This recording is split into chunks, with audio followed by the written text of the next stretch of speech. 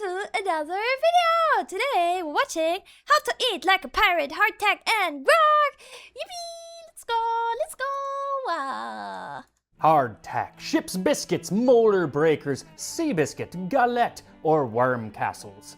They were all one and the same thing, whether during the Civil War or... They all sound like video game food, you guys. They all sound like video game food. or beneath the Jolly Roger. These little pieces of overly dry, dense bread were essential to the diet of any soldier or sailor, and it's that latter one that we'll be talking about today. Wait! I like how he's wearing a shirt that is like on topic. Look, he has like a little palm trees, a volcano, the stone emoji. So thank you to the Great Courses Plus for sponsoring this video as we make ship's biscuits and grog and sail into the world of sailors and pirates. This time on Tasting History. Yippee! So I'm often asked where the ideas for these episodes come from, and I thought this was actually a good one to kind of explain because it's a really circuitous route. Circuitous, yes. What does it mean, circuitous? I was talking to one of my Patreon patrons who goes by the name of Etrigan about Tolkien and Lord of the Rings and the lambus bread and cram that he has in those books and how they were probably based on the hardtack that he had eaten during World War I. So there you go, episode on hardtack. But we decided to kind of narrow in on ship's biscuits, which were the earlier form of hardtack that was served on sailing ships. France spotted. This better not include any snails. This better not include any snails. Though Townsend's has actually done kind of the quintessential video on ship's biscuits, so I will put a link to that in the description. But we do cover some of the same history as he did, just for context, but I was really looking to cover new history that he didn't cover in his video.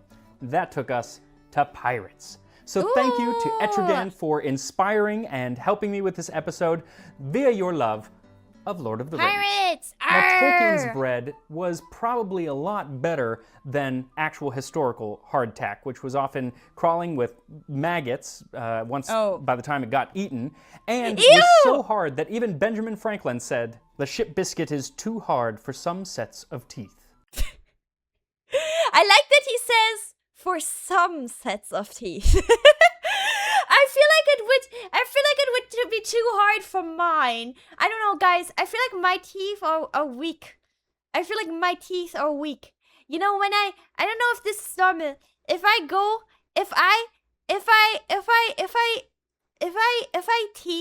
put one of my teeth against another one, like the front teeth, it moves a little. I think I have weak teeth, guys. That's all I want to say. Now, I looked all over for a period recipe for hardtack, and I just could not find anything. Maybe it was so simple that nobody ever bothered to write it down. Maybe it's out there. I just couldn't find it. But I did find a wonderfully detailed description of how it was made in 1815 by William Falconer for His Majesty's Royal Navy. Sea biscuit is a sort of bread much dried to make it keep for the use of the Navy, and is good for a whole year after it is baked. Holy shit! The process of biscuit baking for the Navy is simple and ingenious and is nearly as follows. A large lump of dough consisting merely of flour and water. They wrote it like flour! Ooh!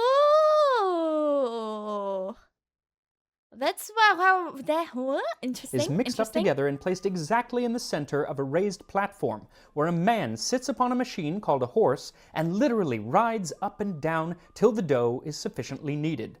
One man molds the dough till it has the appearance of muffins. Another stamps them on both sides with a mark. The business is to deposit in the oven 70 biscuits in a minute. The biscuits thus baked are kept in repositories, which receive warmth from being placed in drying lofts over the ovens, till they are sufficiently dry to be packed into bags without danger of getting moldy. I don't know, guys. I don't trust. I mean, he literally said there's gonna be maggots on there. Right? It's kind of, I don't know. Nothing is good for a whole year. I don't care what anyone says. I don't know. Like, if it's like canned. If it's canned, I definitely trust it, but This is not canned. And that last part is essentially why ship's biscuits even exist, because keeping bread from getting moldy on a ship is darn near impossible. Yeah. But if it's sufficiently dried, it can last up to a year. And later on, when it was used on land, like during the Civil War, it could last indefinitely. There's actually still some hardtack left from the Civil War, and there's a guy on the internet who eats it. I would not suggest doing that, but it's... Is that our boy Stephen Maury? Has he tried the hardtack as well? I wonder that. Yup, it's him. Steve. He claimed it tasted like mothballs. I can imagine. Wait, we gotta see that as well then. We gotta see him eat the hardtack. Kind of an Wait, from 1860s. 1860s. Dude, that's almost 200 years ago. Guys, I don't know. That's kind of old. interesting video to watch. Anyway, for this recipe, what you'll need is 4 cups or 450 grams of flour and 1 cup or 235 milliliters or less of water. And that should make either 4 large biscuits or about 8 small ones. They change in shape and size throughout history, so it's really up to you. Now for the flour used, they used all sorts. It could either be really nice flour or the worst flour, kind of depending on who was making it at what time and for whom. But I'm going to be using a Wait, how do you have bad flour actually though? Is it like less grounded? stone ground whole wheat flour, which is rather coarse, because in Jonas Hanway Esquire's amazingly titled Abuses in Bread, One of the Most Injurious Practices of Our Time and the Importance of Removing the Evil, he says, the flour which biscuit and gingerbread bakers use should be called coarse flour. Oh, okay, Now, okay, I'm not okay. adding any salt to this recipe because, as Falconer says, it's merely flour and water. And that makes sense because if you've ever spent any time on a ship, as I have, Impurities. Okay. I think I can. you know imagine. that everything is salty. The deck is salty. The food is salty. You're salty. You don't need to add salt. And Yeah. frankly, if you're looking for flavor, this is not the bread to go with.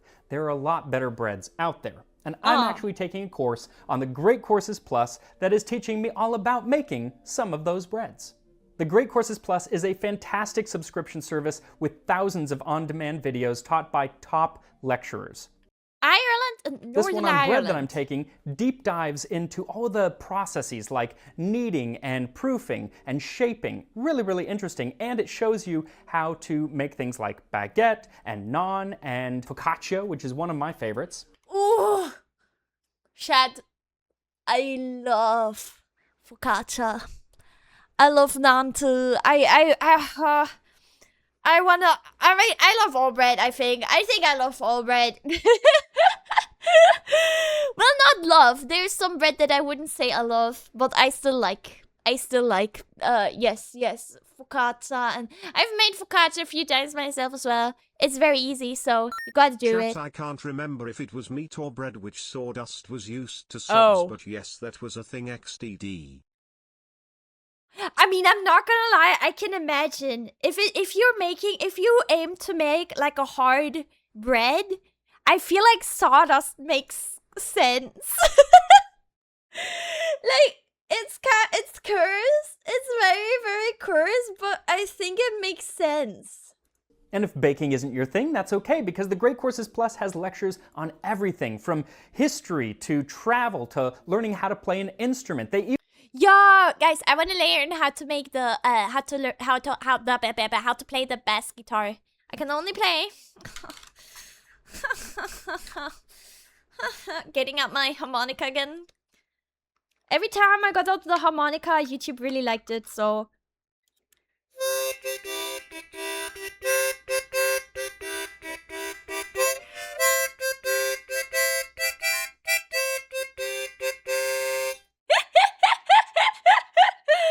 Here you go. even have one that is on how to use the fundamentals of a DSLR camera, which I really should take because one of my 2021 goals is to make the video quality of Tasting History a little bit better. So for a free trial, please visit thegreatcoursesplus.com/tastinghistory or just follow the link in the description for your free trial today. Now let's get back to them biscuits, shall we? So take the flour and start adding in the water. Them biscuits. I start with about half of a cup and begin mixing it in. You want the dough to just come together. The drier, the better. Don't feel like you need to use all of the water. Once the dough does come together, get to kneading. Now Falconer describes a man on a machine called a horse riding up and down on the dough to knead it. I don't have that kind of space, so I just... What? I don't have that kind of... I like that he says the space is the issue. I'm glad this... Like, what? Use my hands. Knead for about 15 minutes or so. You can't over-knead this bread, and kneading will help it so it doesn't crack in the oven. Next, he says that they are molded into the shape of muffins, and that would be an English muffin, so round with a flat top and flat bottom. Also, you want to make sure that they're no thicker than about a ½ inch because they're not going to dry properly. Then it says they were stamped, presumably with a royal signia or something. I don't have that, so instead I'm just going to poke holes, which is called docking. And that... You don't have the royal signia? Damn, Max. First, you don't have the machine because of the space. It's called what? Wait, what do you mean, guys? Is it docking? Is that something sus? Is that something sus? It makes it so it doesn't puff up in the oven. Then set them on a baking sheet and bake at 300 degrees Fahrenheit or 150 Celsius for 3 or 4 hours or until they're dry enough that they easily come off of the baking sheet. Now at this point, they should be pretty dry, but we are looking for biscuits drier than the humor of an English baker after 2 G&Ts, for nothing is more injurious to bread than moisture. Oh no. But okay, so this bread is water and flour, and it's going to be extremely dry. Yeah, sounds good. Now the term biscuit comes from the French word meaning twice cooked, and that's often what they would do. They would let it cool and then put it back in the oven and let it bake again, or 3 times, or even 4 times. But in the description that we're using, instead they put them in these lofts above the ovens. They would get hot and dry, but not as hot as the oven. So to approximate that, we're going to put it back in the oven at about 200 degrees Fahrenheit or 95 degrees Celsius for a few more hours. Yay! Now, while we want our biscuits dry, we do not need to hold that standard to ourselves. Why not just eat flour? Don't say E. coli, guys. Come on. I know they're gonna have different diseases. Why not just eat the flour? So, let's make some grog. For this, all you'll need is 4 parts water and 1 part rum.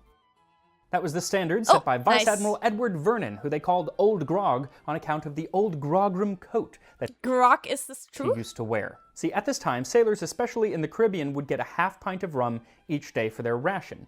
But Vernon noticed that they were saving that ration up for a few days and then getting plastered. So, to stop that, he watered down the rum and had it doled out twice a day. Yeah! Now, if you think that rum and water sound just a little boring, don't worry, because the Vice Admiral says that crew members who are good husbandmen may, from the saving of their salt provisions and bread, purchase sugar and limes to make it more palatable to them. Ooh! Okay, see? That doesn't sound so bad anymore. Sugar and lime and rum. Not too bad. Not too bad. But only if you're good husbandmen. And I think I'm a good husbandman, so I'm going to add a little bit of sugar and squeeze in a little bit of lime. Nice. And, yeah. Swirl it around. Bottoms up. This is such a cool, don't you call this kind of cup also the grog? Don't you call that also the grog or something? This is, I want a thing like this. I want such a thing. I want such a thing. It's actually really good. Quite refreshing. Yeah, I like that. Also, how cool is this mug? It's perfect for grog. I'll put a link in the description below if you want your own pirate mug. Okay, this is the mug. This is actually just a mug, okay? I don't know why. I thought, oh no, because in German you can say Krug. And Krug sounds kind of similar to grog. Because that's what I'm calling it. Anyway, now that we have our grog in hand, make sure to bedight this video with a hit of the like button as we take a gander what them salty sea dogs might have been enjoying for them victuals. Take the gander. Arr. Now, to find out what pirates ate in the 17th and 18th centuries, you gotta kind of look at what the Navy was eating, because a lot of pirates came directly from the Navy. Luckily for us, the head of victuals and provisions for the Navy was that prolific diarist, Samuel Pepys. By the morning, we were come close to the land, and everybody made ready to get on shore. The king and the two dukes did eat their breakfast before they went, only to show them the manner of the ship's diet. They eat nothing else but peas and pork and boiled beef. No. Wait, peas as in peas? No. Now, that entry was from 1660, and he must have been so appalled at the limited provisions that a few years later, when it was in his power to actually do something about it, he did expand the diet and kind of standardize the rations. For Englishmen, and more especially seamen, love their bellies For what? above everything else. And therefore it must always be remembered in the management of the victualling of the Navy that to make any abatement in the quantity or agreeableness of the victuals is to discourage and provoke them in the tenderest point, and will soon render them disgusted with the king's service than any one other hardship that can You be heard him. put upon them. I see. So just like me, 17th century sailors would get hangry and up and quit the Navy. That's why I left. Oh. I wasn't in the Navy. Oh. That's me. Rage quitting. You guys, I'm sorry. I need to cough. See, this is what I was talking about earlier. I choke on water. I had a sip of water and I choked on it. So a few years later, in 1677, Pepys laid out the daily rations, which included 1 pound of good, clean, sweet, sound, well-bolted with a horsecloth, well-baked and well-conditioned wheaten biscuit, 1 gallon of beer, 2 pounds of beef killed and made up with salt in England of a well-fed ox for Sundays, Mondays, Tuesdays, and Thursdays. Now, if you think a gallon of beer sounds a little excessive, it was...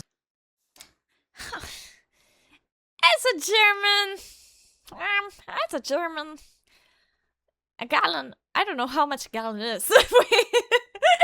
It's a small beer, so it basically had all the alcohol of like a half a Zima. Do they even make those anymore? Oh, okay. Now, Pepys also laid out some additional foods that crew members could eat on certain days, such as salted English pork, peas, 3 inches of northern sea cod. 3 letters, that's not too bad. Wait. Days, such as salted English pork, peas, 3 inches of northern sea cod, butter, and cheese. And he promised that no English navyman should ever be given Irish beef, for the Irish meat is very unwholesome as well as lean and rots our men. Why do they? Okay, I'm not gonna lie. This bowl looks kind of crazy. Chud cow, genuinely, what the fuck?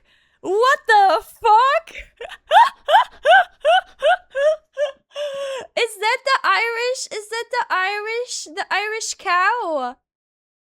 Oh my god, very unwholesome as well as lean. I thought lean is good, because it's like more protein, but I guess back then they didn't really care about the macros. Which explains why my Irish Nana always ordered her corned beef extra lean. Now something... Oh, maybe that's the thing. Maybe Irish people like the lean, and then British people like the fatty. You'll note missing from this provision is anything to stave off scurvy, which was the scourge of sailing ships. Almost 80 years before, in 1601, a privateer named Sir James Lancaster, and a privateer was basically a pirate who was in cahoots with the government. Oh wait, you guys are saying that's the beauty standard of the cows back then. They wanted the cows to be square and big. Kind of stumbled upon lemon juice being a way to combat scurvy. He had 4 ships, and the crew of 3 got sick with scurvy, and 1 did not. And it just so happened that that one had been drinking 3 spoonfuls of lemon juice each morning. He reported his findings to the British Navy, who then proceeded to ignore them for 200 years. Oh. It wasn't until 1795 that the Admiralty finally, against the advice of many physicians, added lemons to the daily ration. Crazy. Interestingly enough, those lemons often came from Spain. That's a lemon? Damn. Lemons back then looked very different, huh? Huh. They look so weird. And a few years later, when Spain got into bed with Monsieur Napoleon Bonaparte against England, the lemons dried up, so the English started getting limes from the West Indies and became known as limeys. Limeys. No, I know that food changed over time, but I didn't know, because, like, that's not, that was not that long ago, right? I mean, it was pretty long ago, but, like, not that much. Now, with such a limited diet for the majority of the crew, the ship's cook really had to get creative, if not with the ingredients, then with the names of the dishes. There was dog's body, which was a sort of peas pudding, and burgoo or loblolly, which was essentially oatmeal with either molasses or pig fat in it. And there's actually a really good video, again, from Townsend's on making that, so I'll put a link in the description to that as well. Yeah, sounds awesome. Skilly-gilly was just ground up hardtack with pork fat and water. And then lobscouse was basically a meat stew thickened with ground up hardtack. Dude, British language can't be real. Skilly-gilly. The silly skilly-gilly. Then there was my favorite, dandy funk, which was, Dandy again, just funk? ground up hardtack with fat and molasses. They do sound pretty hearty, if not particularly interesting. Though there is one interestingly named dish that actually does sound pretty good, and that is salmagundi, which was like an early Cobb salad. It had fresh meats and greens and a little bit of a dressing, hard-boiled eggs, sometimes some onions, but that was going to be reserved for the captain and his mates. And it's said that salmagundi was actually what the infamous pirate captain Black Bart Roberts ate the morning that he went to Davy Jones's locker. Now, despite these bland foods being what most of the crew ate most of the time, especially on long voyages, when they did get to, different ports of call around the world, the food got more adventurous. And to learn more about that, we again go to a great pirate. William Dampier was originally captain of HMS Roebuck for the British Navy, but Roebuck. Guys, I'm gonna be honest, I don't know anything about actual pirates, Chad. So this is gonna be really interesting. then in 1702, he was court-martialed for I being have cruel no to his idea. own crew and expelled from the Navy. So he became a pirate. But again, one of those privateers who, was kind of okay with the British Navy because he would only attack the Spanish. But it Of course. Of course. Yeah, Roblox, that's his name. He made the game, you guys. He made the Roblox. It was his writings that made him famous because he cataloged everything that he did on his journeys, especially the foods that he came across. In the Bay of Panama, I love he ate a that. fruit called avocado pear. The inside is green or a little yellowish and as soft as butter. It is usually mixed with sugar and lime juice and beaten together in a plate. Wait, is he literally just talking about avocado? Oh, I think he is, right? Wait, but avocado with sugar? And there you have the first English language recipe for guacamole. Also, the first English language use of the word avocado. In fact, the dictionary credits him with a lot of firsts, including chopsticks and barbecue and cashew and kumquat, and supposedly he came up with the term breadfruit. Dude, he invented the names. What the heck? What the heck? He thought of the name kumquat. Some of his other interesting writings find his captain feeding sometimes on land turtle, sometimes on sea turtle. Captain Davis found such plenty of land turtle that he and his men ate nothing else for 3 months. And he mentions that flamingos' tongues are large, having a large knob of fat at the root, which is an excellent bit. A dish of flamingos' tongues is fit for a prince's table. He ate flamingos! Hey! Guys, I've never heard of anyone eating flamingo. That's insane. That's insane. Ew. I mean, I don't know. I don't think it's... They probably just taste like chicken, right? I don't know. In my imagination, Like, all birds taste very similar, but I've only ever had chicken. Didn't you know you could eat them? I mean, you can eat pretty much any animal, no? Which is cool because the ancient Roman food writer Apicius basically writes the same thing, so checks out.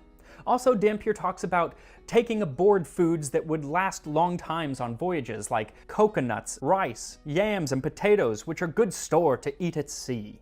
But not everything he was eating agrees with me, like flamingo cooking soon when I don't think I have access to flamingo. I mean, I wouldn't like to eat a flamingo. I don't necessarily want to, but you know. You know, if it was offered to me, I feel like I would have a bite. Oh, yeah, they ate anything that was remotely edible back then, yeah. penguin meat, or the extraordinarily sweet, wholesome meat of manatee. Don't you dare, Mr. Dampier. They are my favorite animal, and I would sooner turn to cannibalism than eat a manatee. And turning to cannibalism seems to have been on the table as well. There are actually lots of stories of pirates and mutineers resorting to cannibalism, and even though the writing is full of levity, I am guessing that Dampier was a little worried when his trip to Guam was taking longer than expected.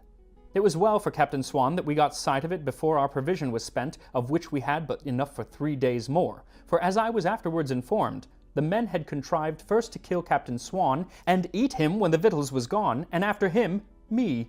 This made Captain Swan say to me after our arrival at Guam, "Ah, Dampier, you would have made them but a poor meal," for I was as lean as the captain was lusty and fleshy. What? I sure hope nobody ever refers to me as lusty and fleshy. Me too. What the fuck? What the fuck? Wait, flesh tubers be like... Oh, this was from a time when tomatoes are considered poisonous. That's crazy. That's crazy. They're eating all sorts of animals, but then tomatoes? Ooh, nah, we can't. We can't. It's not a compliment. Dampier also talks about a lot of excessive drinking, which pirates and sailors alike were notorious for, which is the reason that there are songs like, "What do you do with a drunken sailor? What do you do with a drunken sailor?" It is the year of the sea shanty, according to TikTok, though. Yeah, I love the song. You guys, I just realized that there's a pirate Pikachu. He's so cute. Probably by the time this video airs, that will be gone because teenagers are fickle. I mean, it's been now. I don't think it's a thing anymore. 5 years. Wait, 5 years ago, TikTok was already a thing, you guys. That's kind of crazy. That's kind of crazy. In Treasure Island, Robert... Can you do sea shanty and harmonica? I will have to look at, wait. Drunken sailor harmonica tabs. I can try.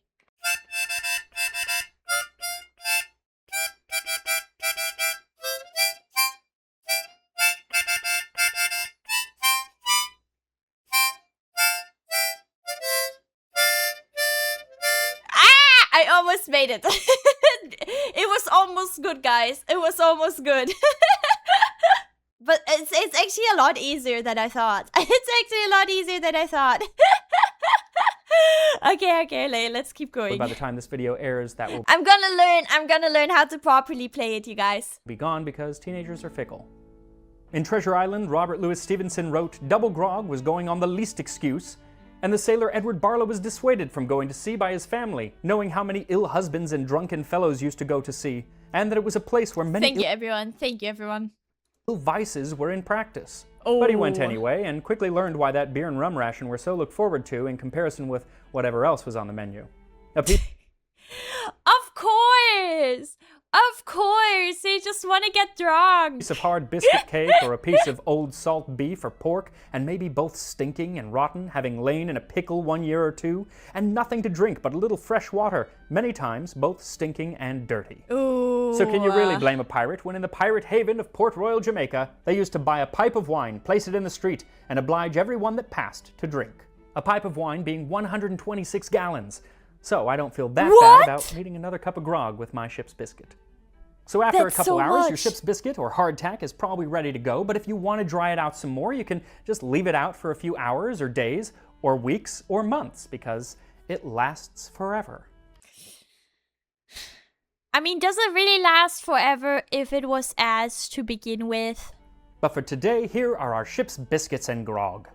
And you can tell they're done because,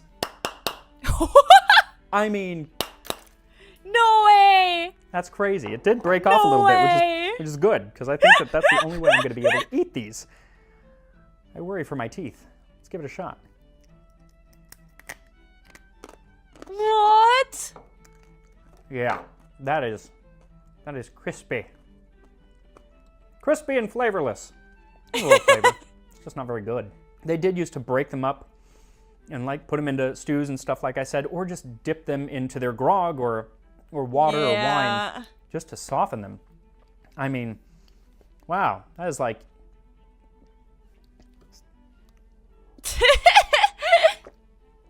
That'll get stuck in your throat.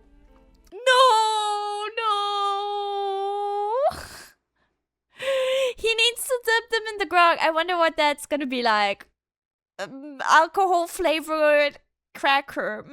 Nice. I can see why Polly want a cracker and not a ship's biscuit. Smart parrot. Okay, yeah, I guess it's a biscuit, not a cracker, yeah.